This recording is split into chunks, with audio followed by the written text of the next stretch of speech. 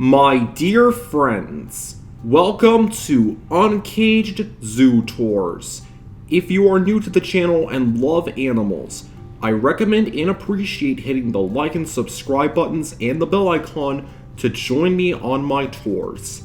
Hello everyone, today we're heading on another wild adventure at the world famous San Diego Zoo. Last time, we went to the Australian outback and saw their cute and cuddly koalas. Now, we'll take a quick look at the furthest area from the entrance, Polar Bear Plunge. This small Arctic exhibit opened in 1996 and was renovated in 2010. There were only a few animals in this area, but there's still a lot of fun. Let's begin. Polar Bear Plunge is located in the middle of Northwest Passage. Plus, it's kind of ironic how an area dedicated to the Arctic is far away from the zoo's entrance. Now it's time to meet the stars of the Arctic. For the first time since my cypress swamp and rocky coast at the North Carolina Zoo Tour, polar bears, or if you want to learn Spanish, osos polares. The San Diego Zoo has 3 polar bears. First is Kaluk, who was born in 2000. His name means thunder, and he can play with anything he can get his paws on. Kaluk also loves to put burlap sacks on his head. There's also his sister Takik, whose name means princess.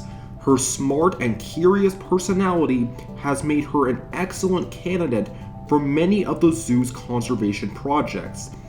Finally is Chinook, who was born in 1994. She's the oldest of the 3 and is very confident and assertive. When Chinook isn't swimming in the pool, she likes to hang out with Takik. Although they may seem out of place in sunny San Diego, the polar bears can cool off in their pool, which is chilled year-round. The polar bears sometimes eat carrots and yams, but they get most of their energy from meat. Their carnassial teeth, or molars, are a little smaller than a grizzly bear's, but they help the bear bite its prey. Speaking of teeth, polar bears have the strongest bite force of any bear, which is 1,200 pounds per square inch. It's like being sat on by 7 people. Since the zoo's polar bears don't need blubber to protect them, they have thinner coats than their wild cousins. One of the main reasons why polar bears are vulnerable is because of climate change. The Arctic is melting away, and it's getting harder and harder for polar bears to find food. The San Diego Zoo is investigating polar bear denning behavior, how much habitat the bears need, and how changing icy conditions affect diseases in polar bears. If you want to study polar bears in the wild, you might need to go inside a cage. The cage features windows on all sides, reinforced with steel bars to keep it from being crushed or bitten by a hungry polar bear, who might think of it as a snack.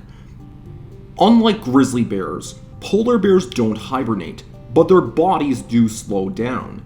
This is called winter sleep, as the bears can easily wake up. A mother polar bear can give birth and care for its cubs when it's in winter sleep. A polar bear cub is the same size as a stick of butter when it's born, and drinking their mother's milk helps the bear grow. By springtime, they weigh more than 20 pounds and start adventuring with their mom. But the polar bears aren't the only animals you might find. There's also a Canadian lynx. According to Native American and Greek legends, the lynx sees what others can't, and it can reveal hidden truths. Their name comes from a Greek word that translates to bright or white, but I think their main ability is their hearing.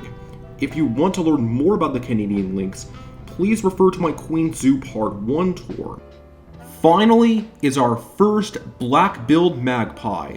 These birds like to form mobs to distract other predators like coyotes and eagles to steal their prey.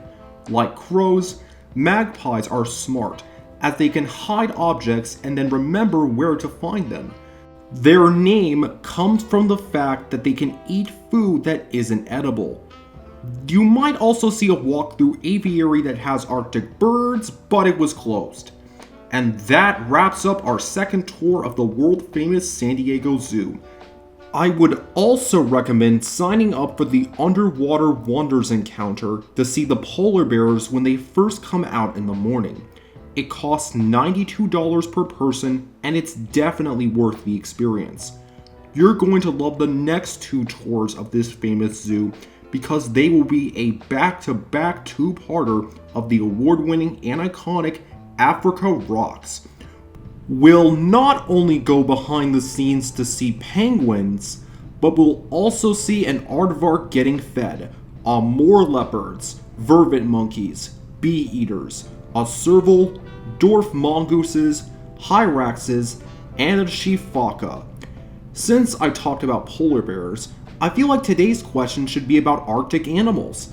If you went to the Arctic, what animal would you want to see the most and why? Thank you for watching my videos, and I'll see you next time. You're smart, creative, and kind.